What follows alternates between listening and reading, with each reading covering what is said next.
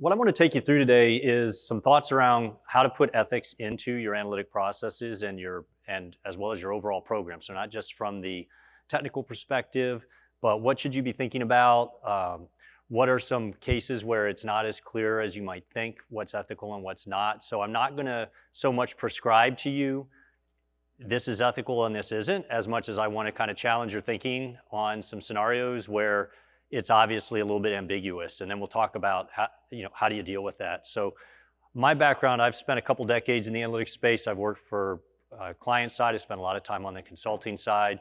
And for the last about 15 years, I've primarily focused on really large companies. And so I've seen what a lot of them are doing and what they're struggling with. And what I found interesting is that ethics, outside of privacy, which I consider privacy as obviously a component of ethics, privacy's had a lot of attention for a lot of years now, but that's a very specific subset of ethics, right? Related to individuals and personal information. Ethics as a much broader thing around what kind of model should you be building, how do we make sure the models aren't having negative impacts and so forth, is a newer conversation. I think it's been accelerated in part by AI for two reasons. Some of the opaqueness of AI, which we'll talk about, but I think also some of the applications of AI are getting more directly in contact with people versus behind the scenes helping a business operate more cleanly, and it forces some of the discussion around ethics. So, the first thing is I'm going to go through today, ethics is not, and bias in analytics is not just about scores. It's not just about I've created a credit model and that credit model has some kind of unfairness in it. As I'm going to walk you through, there's a whole lot of different points in an analytic process from the time you conceive of it till the time you deploy it that you have to take into account ethics, bias, and making sure you're doing it right. And when you think about things like GDPR and other regulations, the challenge is no matter how well-intentioned or how specific a regulation, you can get fuzzy and gray area with it really quick. So let's take GDPR. Everyone knows that's a pretty big piece of legislation. So one thing that's really cool, I think personally, is this idea that you have a right to be forgotten. So I can come to an organization, at least in Europe as it's defined now, and I should be able to say, I want you to forget you know me and you can erase my data. So that's good, right? But what about things like medical records? Can I actually tell my doctor to forget my medical history? And is that okay? Because as a society, there's a stake in this. If let's say I've had addiction problems, or I've done really dumb things. I've ended up with injuries for just doing ridiculous stunts or something.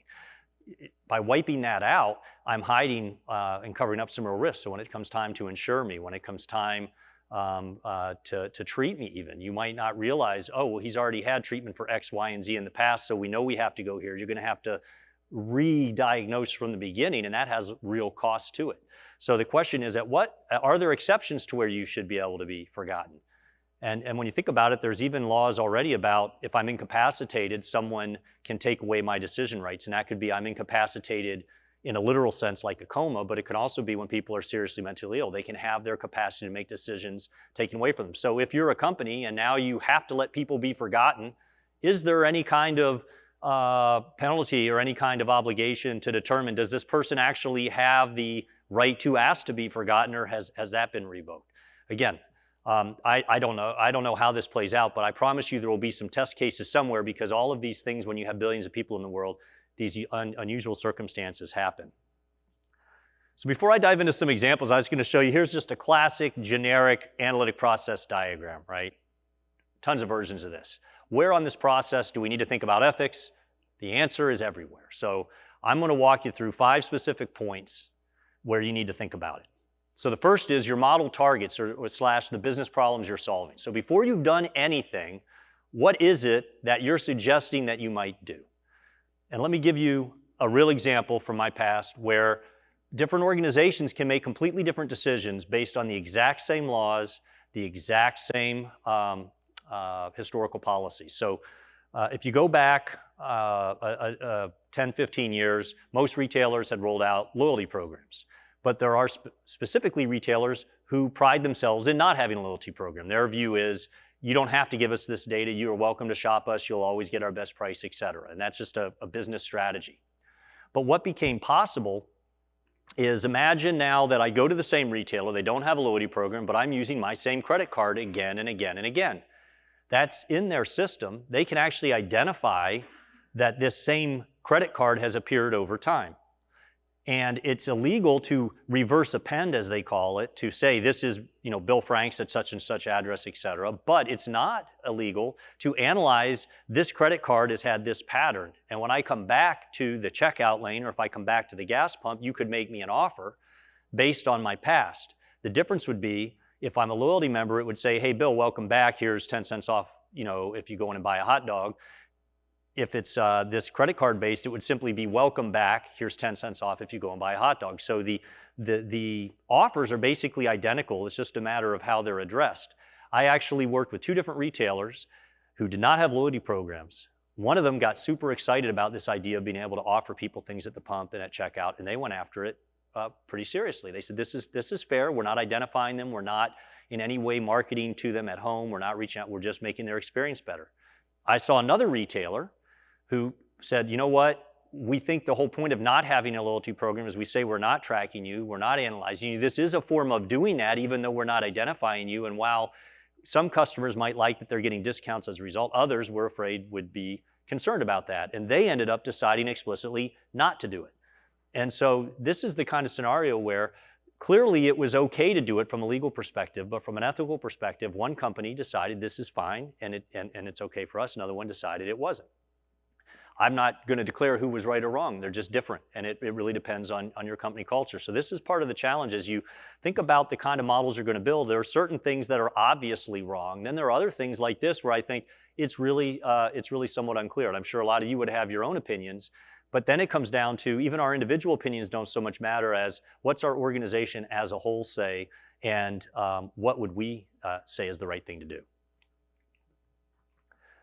And as you ponder what to do, let's talk specifically about a privacy scenario, a real one from the past. I'm going to talk about from a different angle than most, the classic Target example about predicting pregnancy.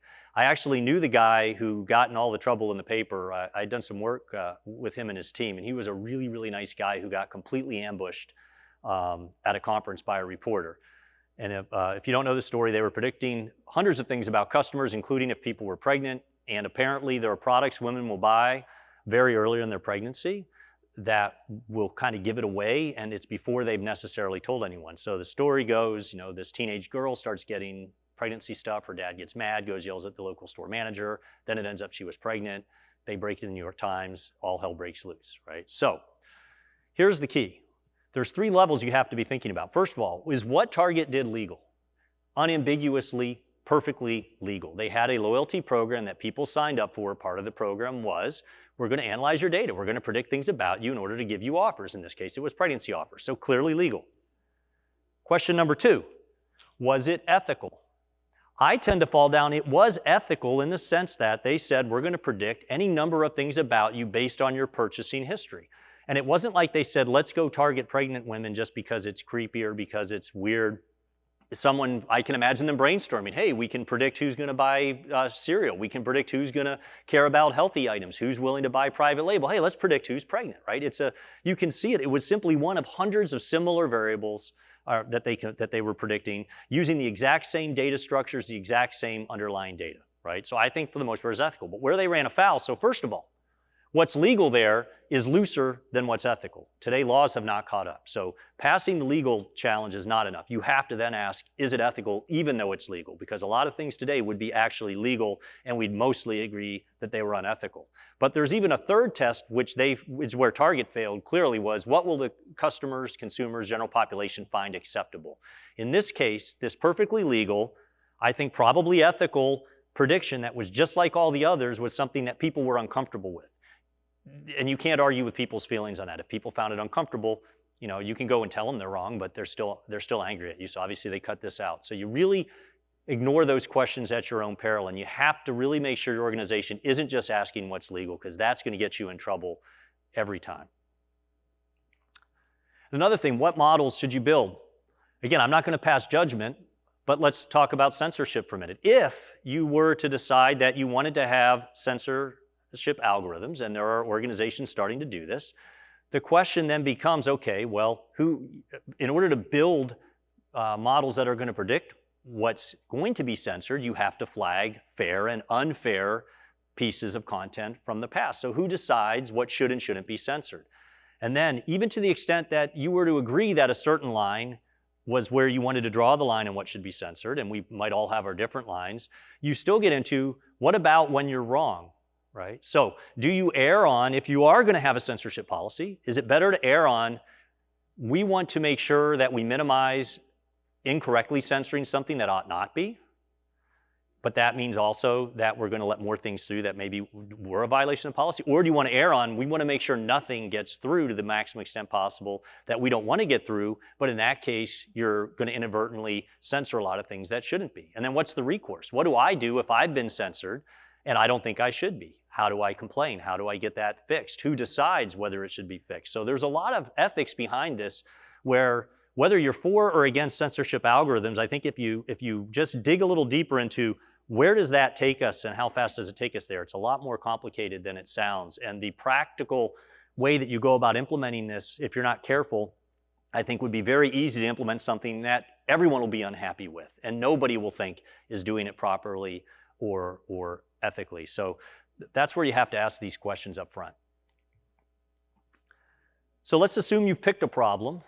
And now you are going to predict something, you are going to build something. Now you have to think about what data are you going to input. So one of the classic things is most every predictive model, if not every one, you start out with some sort of data that's going to do it. So it's typically historical data, historical sales data of what people bought to predict what they'll buy next. Or at least baseline data. So if you want to identify cats in a picture, you have to have a baseline of cats and not cats. And the problem is then those models will accurately predict based on exactly what patterns had existed in the past. And so then the big question comes in, even if you know your data is accurate and it's fair, is the data representative of where you want to be versus where things were? So imagine, forgetting about the whole college admissions scandal that's been in the paper the last week, in general, college admissions. If you had models that were built to identify who's going to succeed in our university today based on test scores, based on extracurricular activities, et cetera, and also who do we let in the past, and now you apply that model today, then the question it obviously begs a little bit is, so we are using, say, 10 years of historical data to identify who the best candidates are. The question is, are the best candidates today the same profile, and do we want the same thing as our best candidates from 10 years ago? And so, for example, 10 years ago, there may have been certainly no data science or analytics program at most of these universities. So applying a generic model for who will succeed in that university, does that apply to a new field like a data science and analytics program?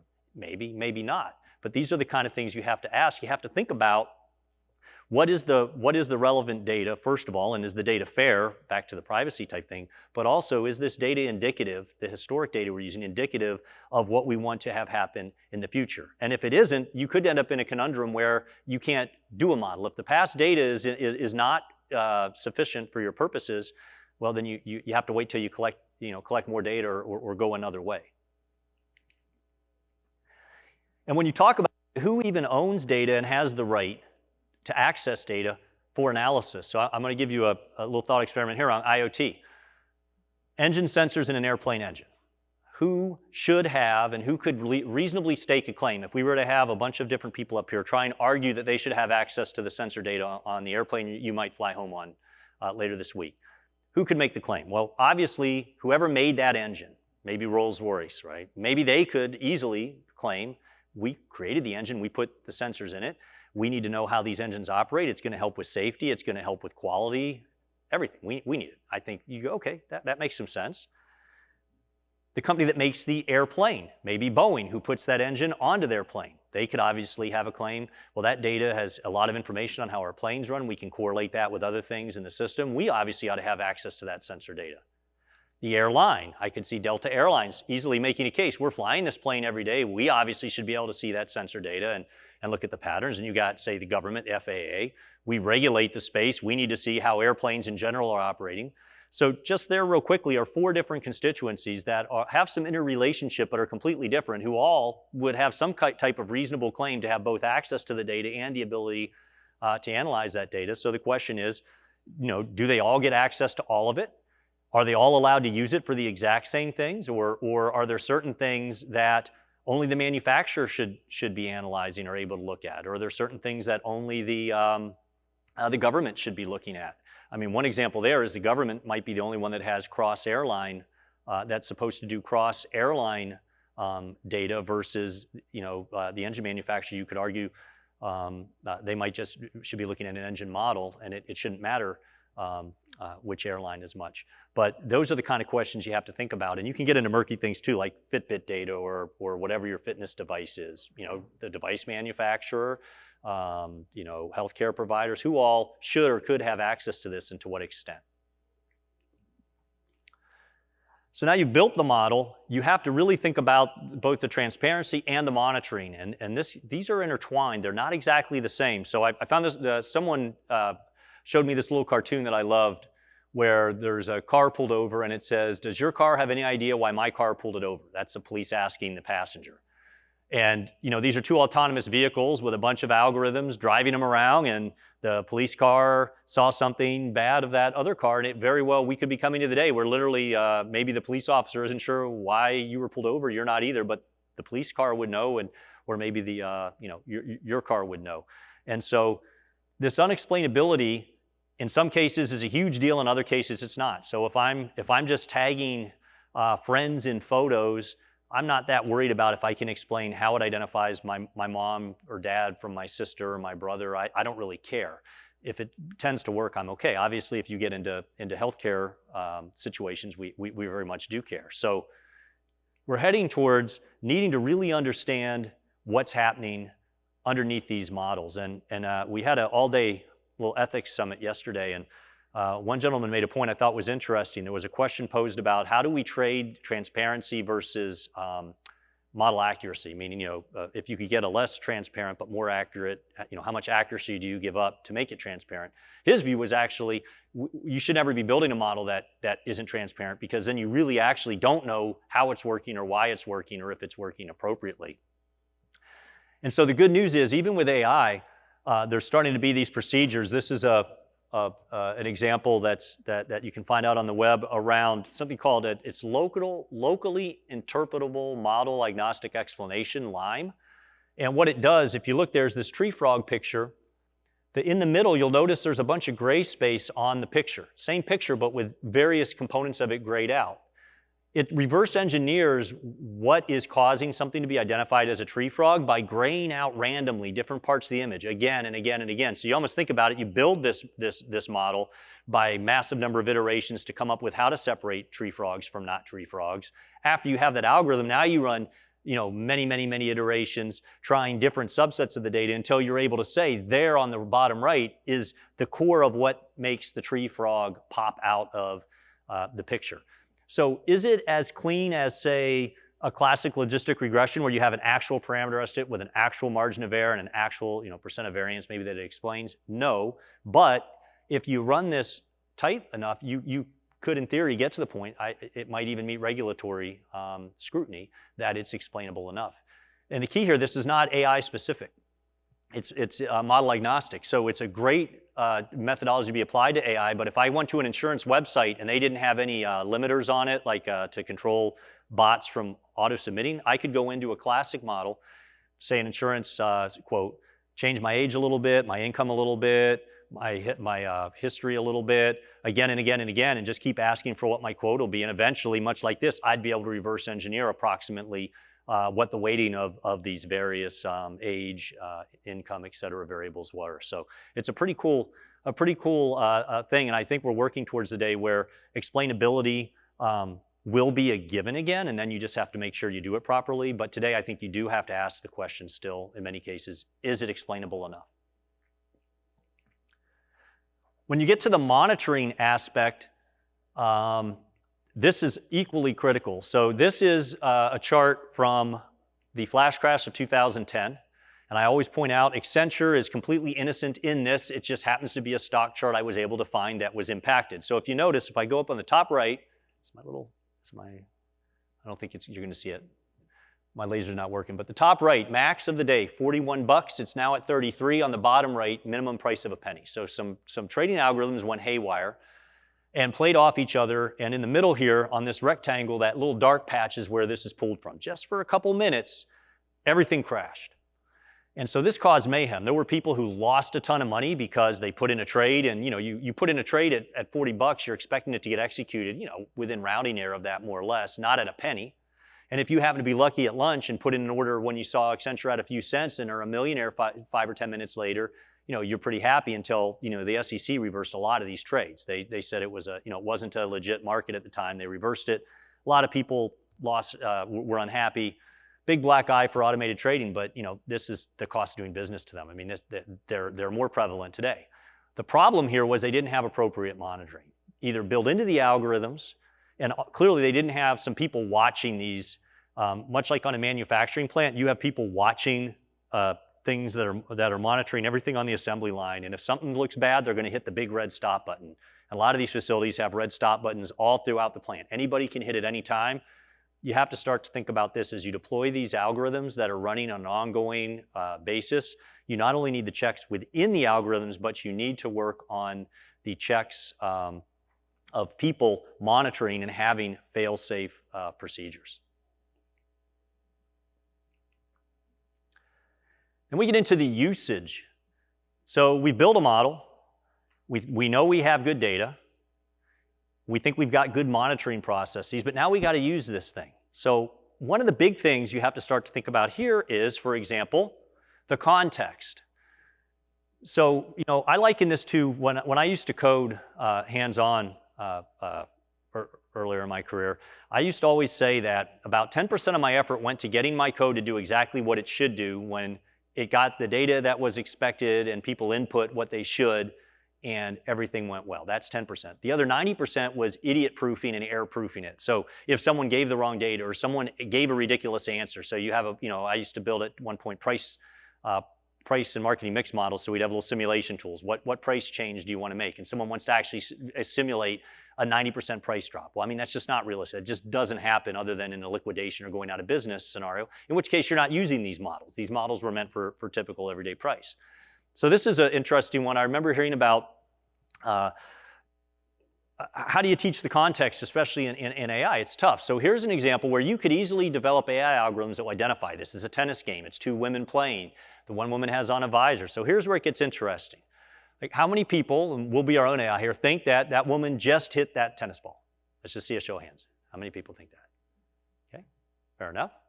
Let me ask you, and an AI algorithm that was programmed to identify who just hit a tennis ball is probably going to flag this at 90 plus, 99%. How many people think she's just about to hit a tennis ball? Let's see a hand raised. Okay, another about half of the room. And an algorithm that was asked, did she just hit, is just about to hit a tennis ball, would probably be 95, 99%. Here's the tricky part that you guys have probably realized all of a sudden.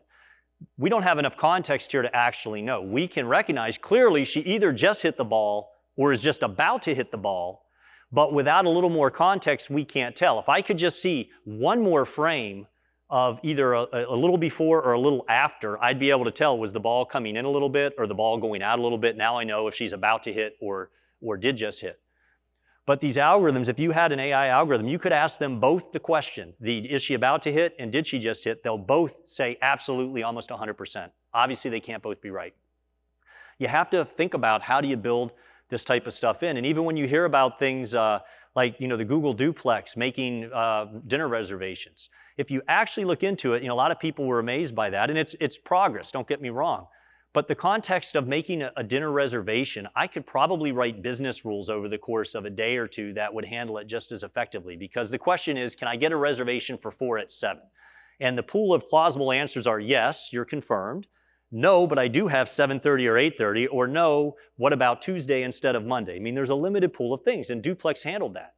But I promise you, duplex would have gone off the rails if the person had answered, well, you could, but there's an event at the stadium down the road, and if you're coming from that direction, we find that it can take at least an extra half hour. So if you're not coming from downtown, you're going to be fine here, but I want to make sure if you're coming from downtown that you're accounting for that extra half hour. Do you think you can make it by 7:30?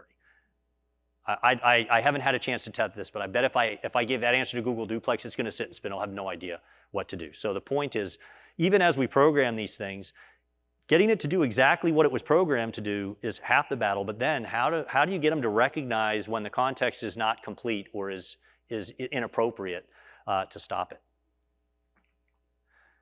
The other thing on the usage is you can't let the exceptions drive the rules. And this is a big problem, and this is happening already with autonomous vehicles, right? One wreck, and all of a sudden everyone wants to yank them off the road. When I was growing up, I had a friend who got hit going through an intersection. Someone ran a stop sign at high speed and T-boned her right in the driver's side door. She was not wearing a seatbelt. She saw the car coming at her and threw herself towards the passenger seat.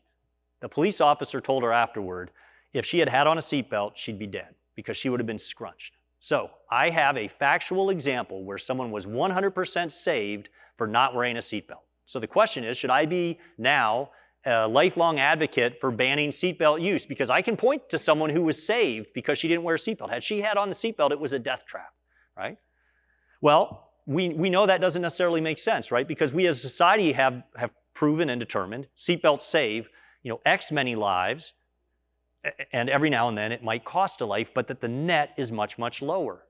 And so it sucks if you're the person who dies because of the seatbelt, don't get me wrong, or if your family member dies because of that seatbelt. But we accept, well, that was bad luck. We also know maybe one of us will be saved one day having it on, or multiple of us. So this is where we get into this. We can't say, well, the autonomous vehicle had a wreck over here that we think a person would have avoided, so now we have to put the company out of business, we have to take them all off the road. We have to be asking the question, for every mile driven, there are X many accidents that humans would have had. At this point, this autonomous vehicle is having Y. Now, if that's higher than humans, obviously we have a problem. What if it's 1/10 of humans' accident rate? So that across, say, the 3 months it took to have this one unfortunate incident, we could show that statistically 10,000 lives were saved. But yet we're letting this one person that had a very visible and very unfortunate death drive the conversation back to that exception means we can't use it. And this is, I think, a really big one that has a lot of ethical implications because you have to get people to focus on those net gains. And the reality is we do this in society every day. A lot of the rules and regulations around insurance even are based on this probability of you getting killed or not getting killed and when we require a safety feature. But we have to get people focused on that because you'll always be able to find those cases where your model did make a mistake. That's not the issue. It's is it making mistakes low enough percentage of the time that it's a clear net positive. And from a societal perspective, much like a seatbelt, we're better off. So the last place, defining policies. So as we have all this, you have to define policies. So here, a great catch-22 I came across a couple years back. I was speaking at an event, and the CEO of a hospital chain was speaking. So they had it was one of these regional hospital chains that most cities have now. And he said, "Here's our big problem. We're collecting DNA data on patients now as part of a treatment path, and it's been a real mess. What do we do with this data when we're done? It's a real political hot potato, having DNA data, as you know. But then he threw out a scenario of, here's the problem. What if in the future new tests arise where with that DNA data we could predict something about someone's health and maybe the lifespan they'll have remaining with a very high degree of accuracy?" He said, "Do we have an ethical or legal obligation to go and run those analytics and make that determination?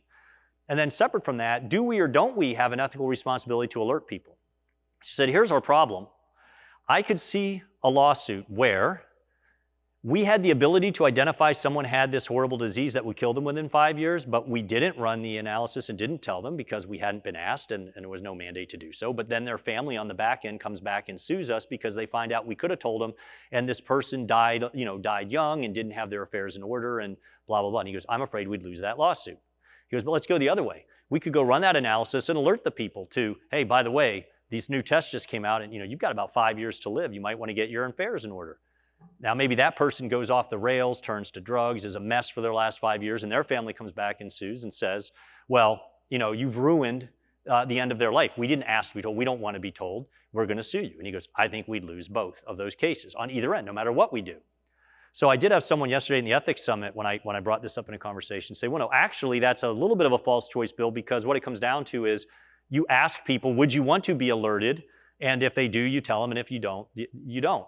But the CEO's point there would still have the aspect of, we have no idea how many new diseases could be predicted from DNA and how much analysis that would take and when the timing would be and how much that would cost us. So there's an unknown cost liability in having this data regardless of how that goes. So in the end, they were getting rid of the DNA data and erasing it as soon as the treatment path for the imminent thing was done. So I find that a very odd one, because I believe from a legal, from a legal perspective, I believe that he was in jeopardy all the way around no matter what he did. From a risk perspective, it may have made sense until it's more clear to get rid of that data. But from a societal perspective, think of the benefits that could be lost by then not having that data available. And this is where, back to the point where I said, I'm not going to say exactly what is and isn't the line. There's a lot of these cases where, gosh, that's really good arguments on each side. And this is why you can't have a 5-minute discussion on these ethics topics. It's really got to be a focus. And the most important thing your organization do is to take a stand. I would say clarity is more important than the specifics. And the one example I'll hold up here, again, whether you agreed or disagreed with them, Apple took a pretty big stand, what it typically does with privacy-related issues. In fact, just yesterday or 2 days ago when they announced this new credit card, I would have I don't keep a lot of credit cards. I basically keep one in a backup, and I would have no inclination to get an Apple credit card in general. But then I heard, and they're saying, it's going to have security features. They're not going to track it. They're not going to analyze it. Suddenly I'm going, I'm into that. But what they did a few years ago, if you remember after that one terrorist attack in LA, the government wanted them to crack just that one phone for them, right? No, we don't want to generalize. We don't want you to track just this one phone. And Apple fought back and said no, because today it's just that one phone.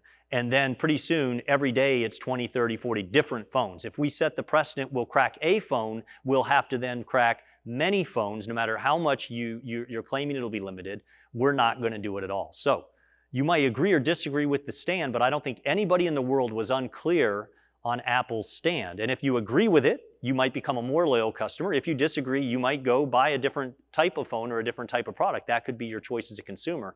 But I think that clarity was very, very important. And that's where I think as an organization you have to get to it. So before we get to a couple questions, these are the 5 areas then I think you really have to address ethics. And as always, we could probably carve out more, but what are the targets you're even trying to predict or model in the first place? What data is and isn't fair to input?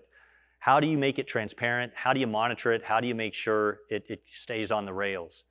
What are the appropriate uses? How do you put in the context? When is it okay and not okay to use it for different purposes? I mean, one example is, people started, and in some countries still are, using credit scores for things completely unrelated to credit. I think in the US they've cracked down on that a little bit. And then defining these policies. So for now, the challenge becomes law and public opinion have to catch up. Much, much more is possible with data and analytics today than is accounted for in our current policies, or even in the minds of most consumers. The ongoing privacy and ethical scandals that seem to be popping up weekly with various companies, many of them local out here. Some of them, when I read, I kind of shake my head. You should have seen that coming. Other ones, I go, wow, this is a really good point that I hadn't necessarily thought about myself. Now I have to form an opinion on it. The point is, you're going to be out in front potentially of both the law and the public opinion. That's why you have to take this seriously. So one thing you ought to do is set up an ethics review board. I like to say this thing's borrowed a little bit from academics. In academic research, if you're going to touch people or animals, you actually have an independent board. You have to go and show exactly what you're going to do, and they make sure that you're not going to harm them physically or mentally. I don't think this has to be as rigorous and hardcore as that, but for example, you ought to have a cross-functional team, somebody from legal and compliance. Some companies are beginning to have actual ethical people tasked with ethics. People from the analytics team, the data team, who sit down, and when major new initiatives are going to be done, you have that conversation. Is this ethical around these points? Are we overall comfortable? Does it fall within our corporate policy? And if we don't have a policy that directly addresses this, let's step back, let's talk about it and set that policy. And my main point for you guys is that everybody in the room, if you're here at this show, you have some role in these processes and you have to take that ownership. I don't think you can say someone will think of that or it's someone else's job. I think we all have to say, if we're in any part touching this modeling analytics process, we need to be thinking about how do we make sure that we're doing it ethically. And we need to raise these up and force these sometimes uncomfortable conversations. And it's just like with everything else. There may be companies that set ethical lines that you're not personally comfortable with. You might have to go work for another company. But you got to get to the point where those lines are clear and people can make that choice. So the steps I'd recommend you take today. Make ethics a priority. This has to be something you think about. It's in the news. It's getting to be more and more prevalent. I'm seeing it pop up in shows. I'm seeing it pop up in articles. If you don't make it a priority, it will become a priority because your company does something that gets found out and put in a paper, and you get this big black eye, even if it was unintentional. Set up one of those review boards. As a result of that as well, develop written ethical guidelines. I am in favor of having some kind of code of conduct for analytics and data science teams where you're actually signing that you understand certain things are fair and foul, and when people violate it, very serious, right? Maybe even getting fired or potentially prosecuted depending on where you are. If you're, say, working for the government on sensitive security or personal data, that sometimes you can even go to prison for violations. In a private or public company, maybe it's not prison, but certainly you could get fired. Certainly you have to slap people's hand. You have to push for that transparency and fairness across the board. It's not just having an ethical policy, but make sure people understand it and make sure it's clear. And then last, I always say, put yourself in the shoes of those being analyzed, right? Put yourself on the receiving end of whatever you're discussing doing. Would you be cool if someone did it to you or your wife or your kid, that same exact analysis? And if you would say, I don't know, that's a little bit dicey to me, then that should give you pause. But back to it, it's why it has to be a corporate policy. We could have 10 of us sit in the room and 9 of us could say, this is totally fair, no problem. One person goes, this is so creepy, this is so out of bounds, I can't go for it. And that's the problem. Some of these ethical questions, there is a personal opinion and your own personal upbringing and how far you're willing to go. And so, I don't think your goal can ever be to have a 100% consensus. I think you have to get to a clear consensus that overall the company's comfortable with. And like I say, if you're not comfortable with where your company ends up, then you may have to go elsewhere. But I would argue, I'd rather know where my company stood, and if I disagree with it, leave, than kind of skirt the issue of forcing this and stay there with some misgivings for a long time because I haven't forced it. So with that, if you had questions later, there's my contact information. We might have time, just a couple minutes for a couple questions. If anyone had any? Yeah. And if they said, I think they're recording this, so if you could come to the mic just so that they'll have it on the recording. Here. So actually, I was just about to ask a question based on your last point. You answered most of it. Essentially, I think if the people in this room are more or less in your shoes, they're in the standpoint of being a resource for their companies about how to do this. I've been seeing and hearing a lot of talk about AI ethics in the sense of people having really strong opinions. Right. And the machine learning experts have strong opinions, the lawyers have strong opinions, the human rights advocates have strong opinions. A lot of people are coming at these ethics issues with their guts. Right. So how do you, as a consultant, as an expert, as a resource to your clients, how do you manage your own feelings in the context? I mean, you're not there to tell people how to be ethical, are you? Are you there to tell them what ethics are, or how do you manage that conflict, the internal and external values all coming together? So let me draw an analogy for you. Part of what we do in analytics is people have their gut feeling, I want to lower that price, or I want to have this offer be our primary offer, and then we try and say, the data, the analysis, as we go through this process, we can show that there might be a better way. With these kind of issues, I always like to play, I do this with my kids all the time too. I always like to play the game of, okay, let's assume we went for that. Where logically, if we just follow logic, rational, so this gets back to, like, I remember taking a language and logic course with the philosophy department in college. I actually loved it, right?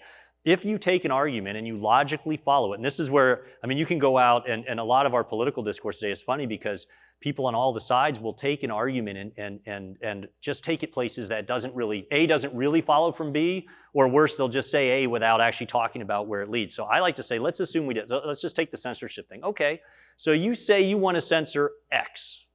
Great. How do we actually identify just X? Let's assume I agree. How do we identify just X? Okay, tell me, exactly how do we do it? Okay. then what happens when we're off, right? And you can walk through that process of at least helping them understand where it feels very cut and dried in your gut to implement a policy based on that gut. Here's all the ways it'll go wrong and all the things we have to specify. And until you're ready to specify all those things, then you can't even be sure that you're implementing what you said you wanted to implement. You said you wanted to ban X. We went out and built a process ostensibly to ban X, and what we found was it banned X plus 300% more stuff that never should have been banned that we didn't want to ban. Is that really a better outcome than never having banned X in the first place, right? And so I think you have to tighten up the what if we did what you're saying? Where does that lead us? And how would we say no to the next request? And that's where I think the Apple example is good. It was more of, they just said, if we do it once, we'll have to do it again. And I agree with that, right? Once you give once, it's never that one-time thing, right? Same with my kids. You can't see an R movie.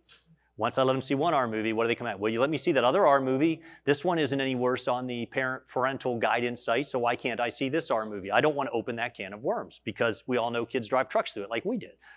So I think that's really that main thing is you've got to lay down and just lay out, here's where you could get into trouble because we have to take this great idea you have but put it into code and put it into rules because that's how this plays out. And that's where the gaps in that can start to become apparent. And then before you deploy it, you can come back and say, remember we told you we could do it? Here's where we stand on this. We are catching X% of X. We're catching a bunch of not X.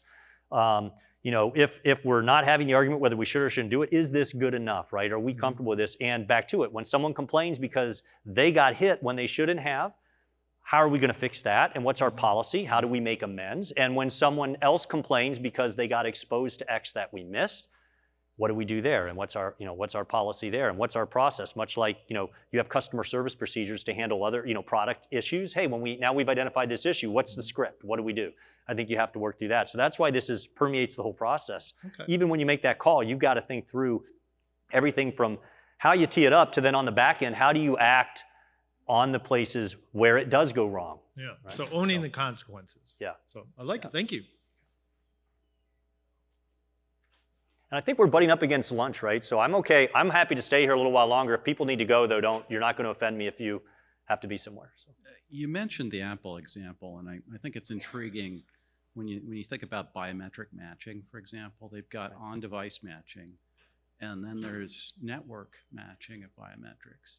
And so it seems like there are different classes of data that ought to be treated differently, and there ought to be standards set up for correlatable data, identifiable data in terms of sensitivity. Right. What's the highest priority data that you don't want to share at all, et cetera? And is it possible not to share it at all? Any thoughts on that? Well, so certainly, I think that's where things like GDPR attempt to get to that, right? They identify certain types of data and certain things you can and can't do. But again, no matter how detailed GDPR is, I promise you there's tons of scenarios that it doesn't cover that we could come up with. And similar to the one example I gave, I'm sure there's tons of cases where even though it specifies something, we could come up with examples where everybody, including the people who wrote it, would agree, well, that's not really what we intended.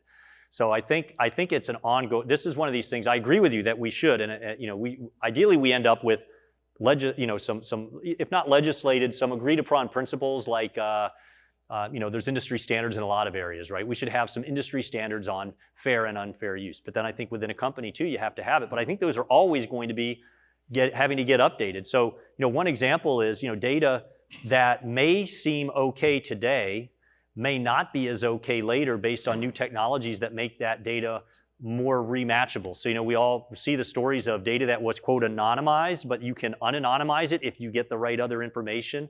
Maybe not in every case, but in enough cases that you have to say it's not fair. We might go out, let's say there was a line.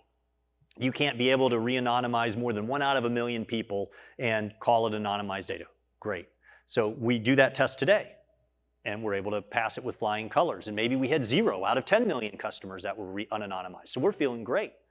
But guess what? In 5 years, with other data available, if we haven't rerun the test, we might rerun it and find out, gosh, we're up to 100 per million, or worse, 30%, because the new data that we have, biometrics and other things together somehow have increased it. So even to the extent that you have a policy, I think those policies have to continually adapt. And even to the extent that you validated a process is ethical, or you validated this was a fair use of the data, I think later you have to come back and re-ask the question periodically, is this still okay given today's context. So just like there's context of the models, there's the context of the policy. It was okay, we passed the test a year ago, but we still need to recertify that we're passing it now because we got this whole new set of data that might just change that or unanonymizing, whatever the right term is.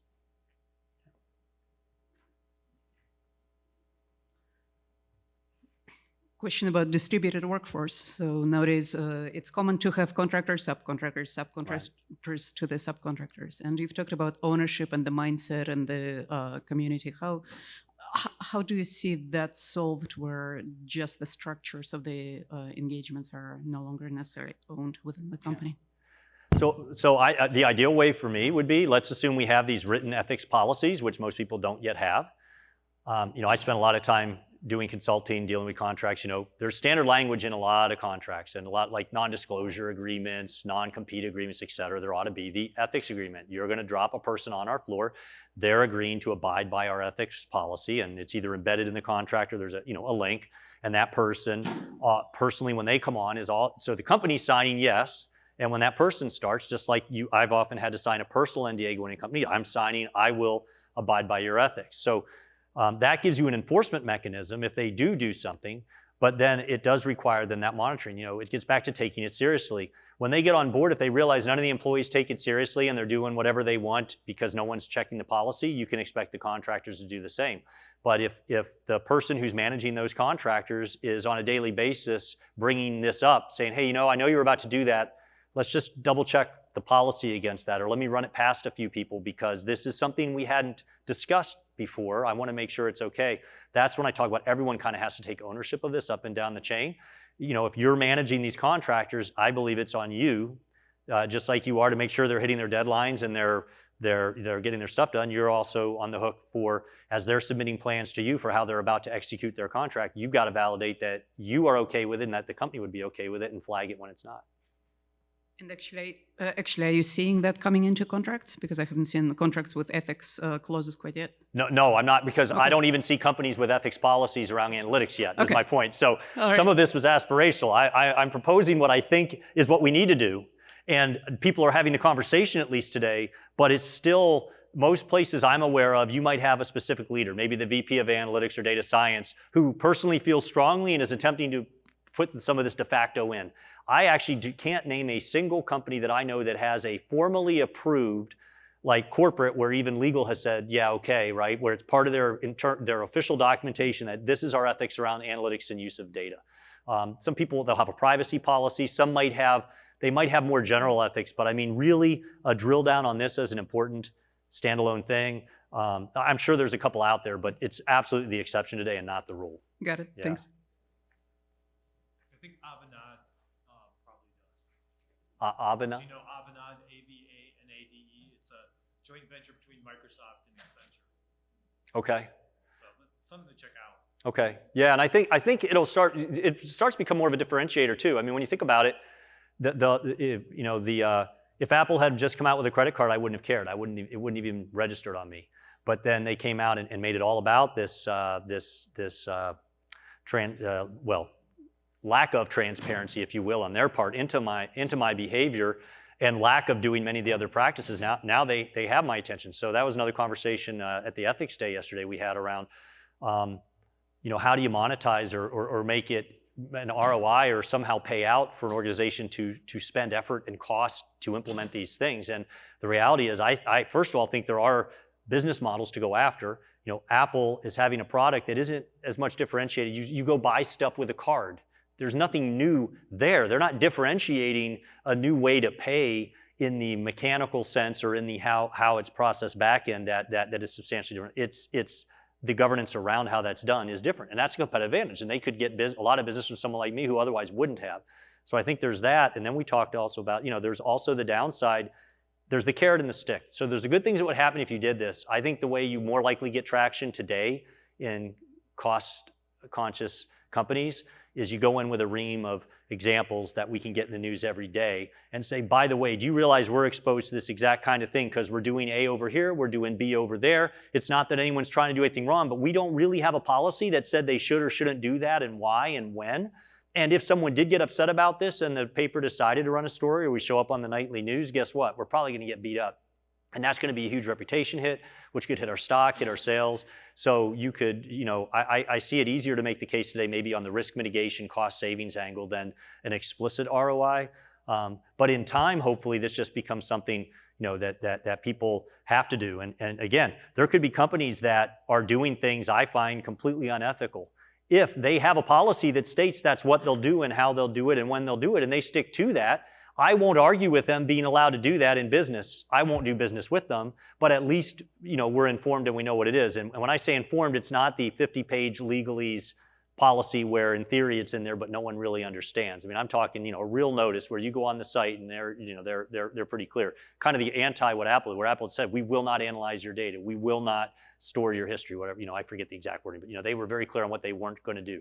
It's that clarity, back to it. It's not the line you draw as much as the clarity in the line you're drawing that I think is important for both your customers and your employees. And even to the extent there's a lawsuit against you, when you're able to go in, even if you're not really actually doing anything wrong. Imagine going into the judge and saying, they're complaining about this analysis. Keep in mind, they signed this document. Look where we had this plain English terms. We've advertised about this, right? You can come to our website and read about this. When we sent these offers to that person, it was saying, remember, this is part of your loyalty program. At any time, you can turn these offers off. Just click here or go to this site. It gives you a heck of a lot more than to simply have to show up and go, well, yeah, this is just something that we're doing. It's part of our program and everybody's doing it. We don't think there's anything wrong with it.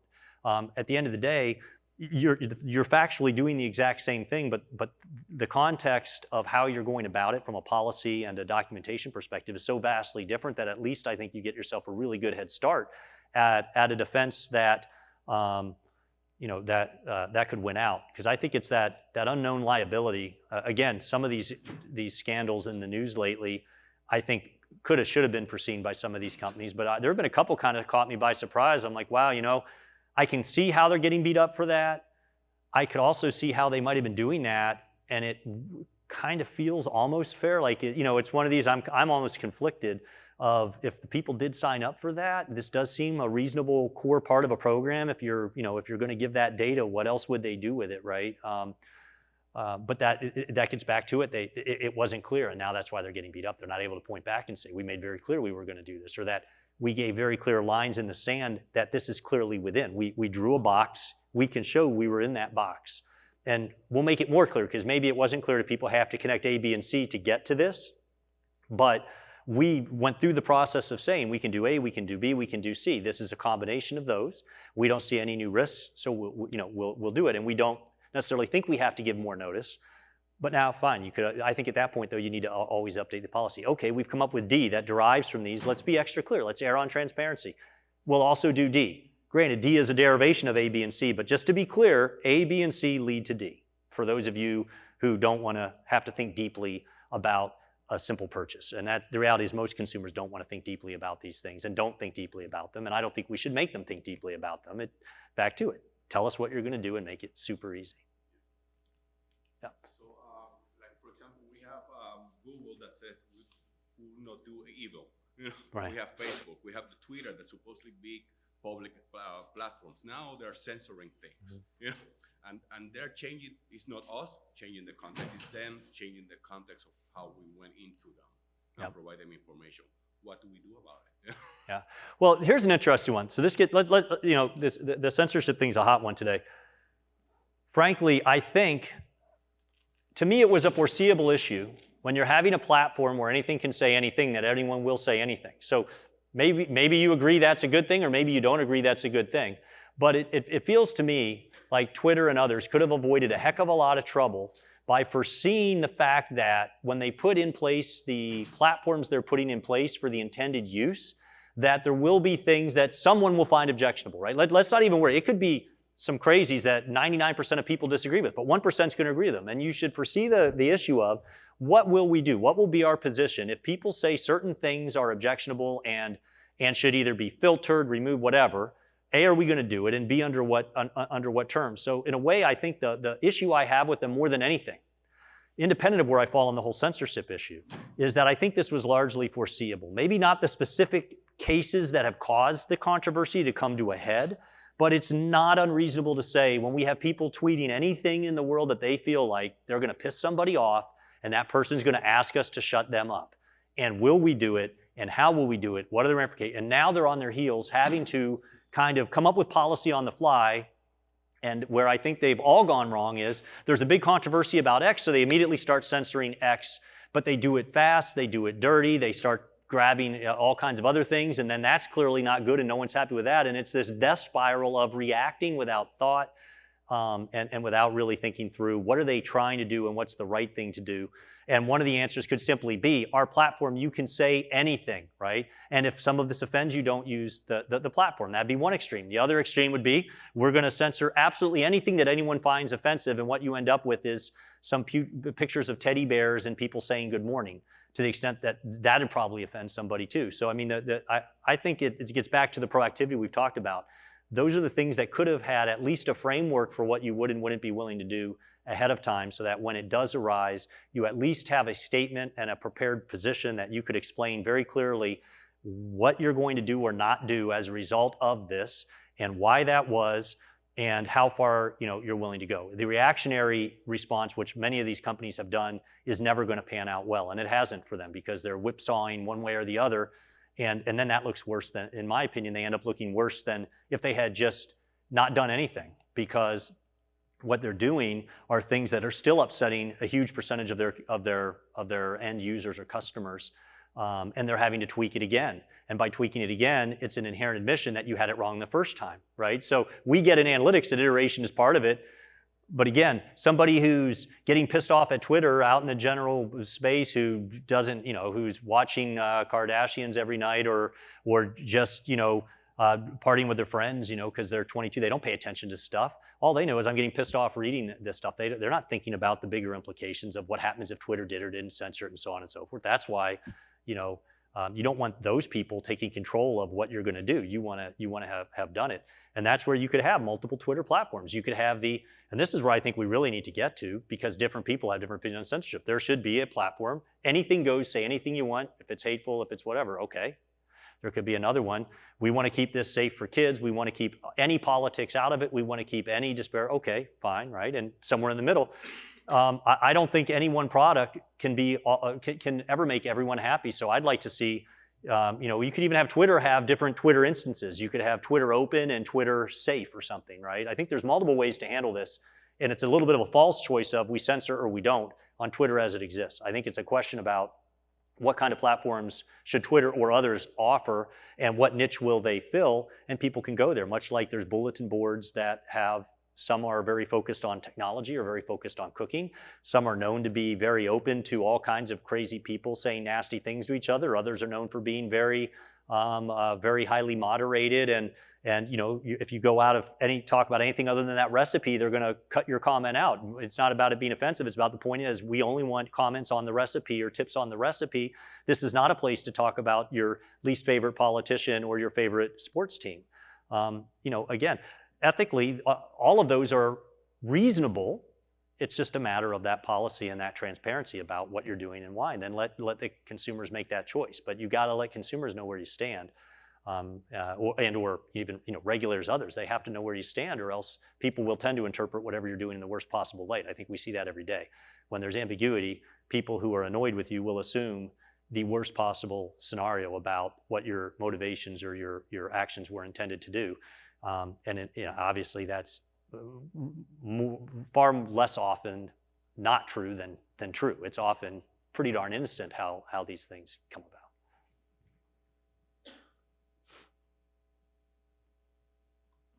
All right. Well, thank you all.